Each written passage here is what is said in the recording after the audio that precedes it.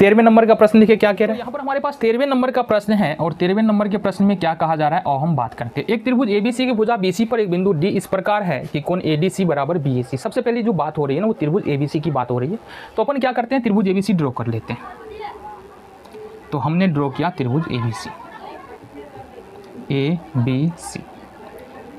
अब क्या रहा है, बीसी पर एक बिंदु डी है और एसी को एडी को मिलाया गया है इस प्रकार से, ठीक है। तो हमको क्या यहाँ पर करना क्या है, देखो हमको साबित करना है सी ए का square C B into C D.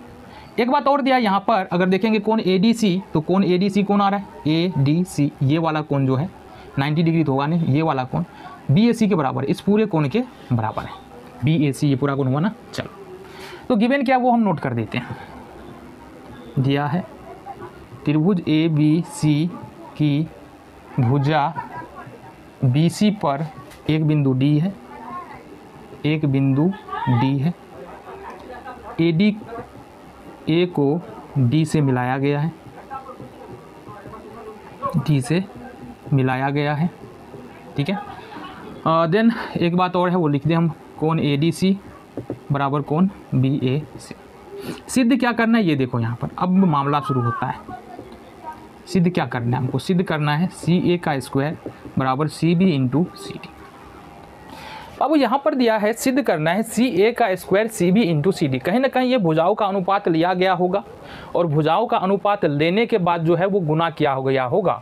कहने का मतलब देखो इसको इस प्रकार से लिख सकते हैं, सी ए इंटू सी बी इंटू यहाँ पर सी डी इंटू सी ए, ये बराबर अगर कर दे तो इस प्रकार से अनुपात लिया गया होगा, है ना, इस प्रकार से अनुपात आया होगा।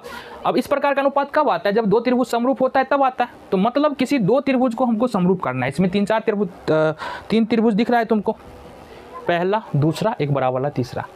तो किस त्रिभुज को समरूप करे, तो यहाँ पर देखेंगे किस एंगल की बात हो रही है, तो एडीसी की बात हो रही है, एडीसी। तो अपन त्रिभुज भी पकड़ेंगे एडीसी, त्रिभुज एडीसी और त्रिभुज बीएसी, इस दोनों त्रिभुज में देखेंगे। एडीसी में देखेंगे तो यहाँ पर एंगल सी आ रहा है, बीएसी में देखेंगे, बीएसी में देखेंगे ए डी सी, इस वाले छोटे वाले त्रिभुज में एंगल सी है। बीएसी में देखेंगे बीएसी, इस वाले त्रिभुज में भी एंगल सी है।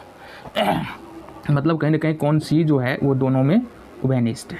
क्या है, उभयनिष्ठ है। ये बात समझ में आ गया तुमको। इसके अलावा देखेंगे कोण ए डी सी बराबर कोण बी ए सी, ये दिया हुआ है, ये गिवन है, ऊपर में दिया है ना, ए डी सी बराबर बी ए सी। अब किसी भी त्रिभुज के अंदर में जब दो कोण बराबर हो जाते हैं तो दोनों त्रिभुज समरूप हो जाता है।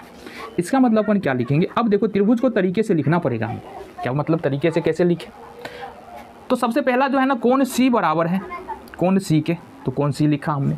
त्रिभुज ए डी सी और बी ए सी में कोण सी बराबर है कोण सी के, तो कोण सी बराबर सी लिख दिया हमने। दूसरा जो बराबर है कोण बी ए, इधर देखेंगे ना, बी ए सी, तो ए ले लिए, और ये बराबर किसके हैं, ए डी सी के, तो कोण डी आ रहा है, डी लेंगे। बी ए सी, ये कोण बराबर है ए डी सी के, तो डी ले लिया हमने। इस सी ए और लास्ट में बच रहा है हमारा B, C A B, C D और लास्ट में बच रहा है सी डी ए, ये पकड़ लिया।